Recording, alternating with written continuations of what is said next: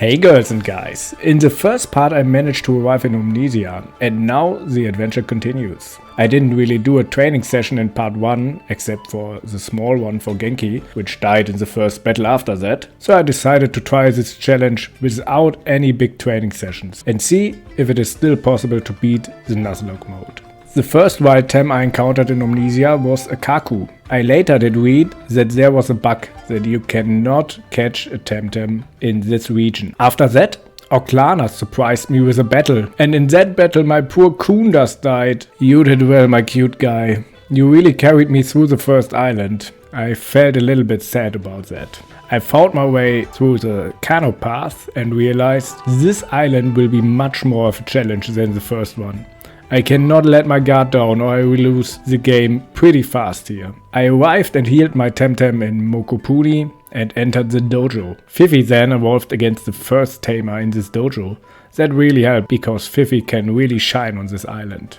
And then I faced Rawiri, the second dojo leader in my journey.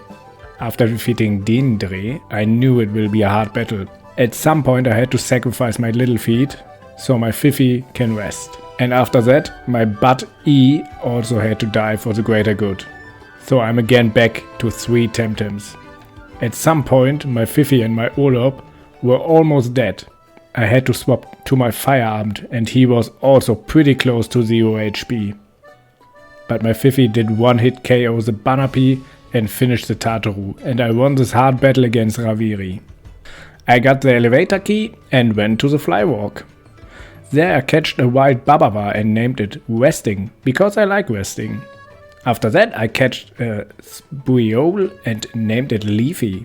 I found Carlos hiding behind a bush and he told me to get something to trick Clan Belzotto at the giant banyan. I defeated the swimming Belzottos and steal their uniform. After that I catched a Banapi and named it Firehead, because he has a fiery head. I did follow the way near the Anak volcano to the Glassway and catched a Reiber there and named it Scar, after the rightful king in the movie The Lion King.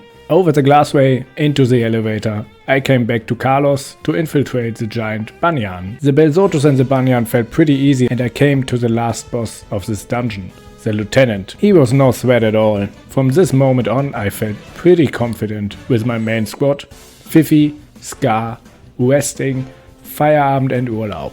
Don't forget, if you like this kind of content, leave a like and a subscription to help my channel grow. Thank you! With all the confidence I headed to the Anak volcano to stop the Belzotto clan. I wanted to catch a Volvir, but instead I catched a Magmis and named it Disappoint, because I couldn't name it Disappointment. After that I faced some Belzottos and my Fifi almost died, but because of his resistant trait, it survived. Well done Fifi, you are the best! And after the same battle my Urlaub evolved into Gerald. I was ready to face Dr. Hamijo. And again, he was no big threat for my team, as long as I pay attention.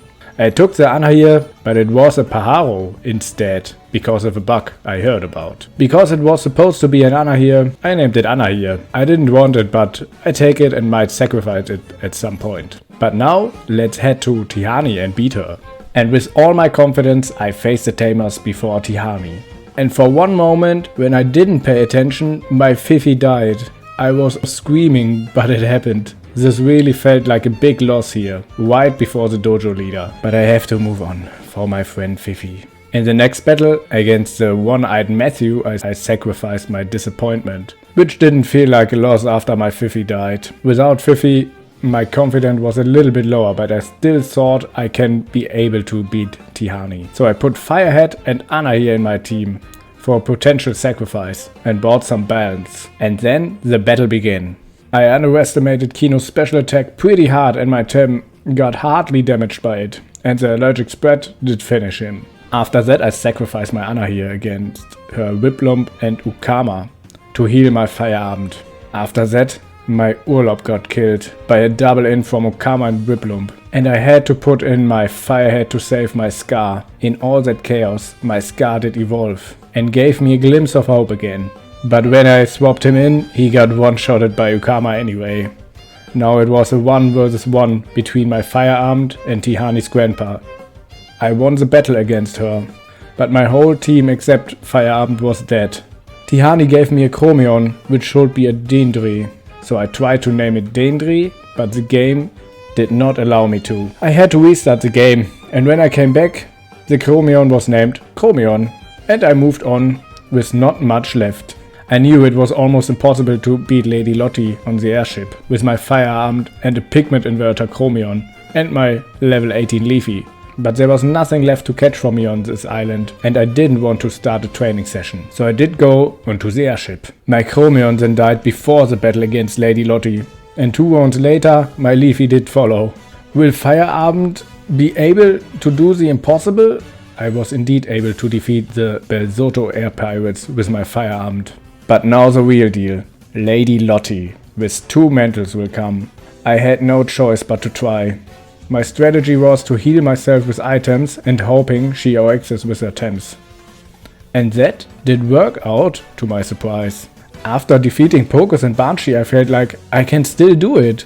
And my firearm did it. I defeated Lady Lottie again, with nothing left but my firearmed. And with that alone, I crashed into Tukmar. That was it for the second part. Do you think I can survive Tukmar with only 1 tem left? Let me know in the comments below.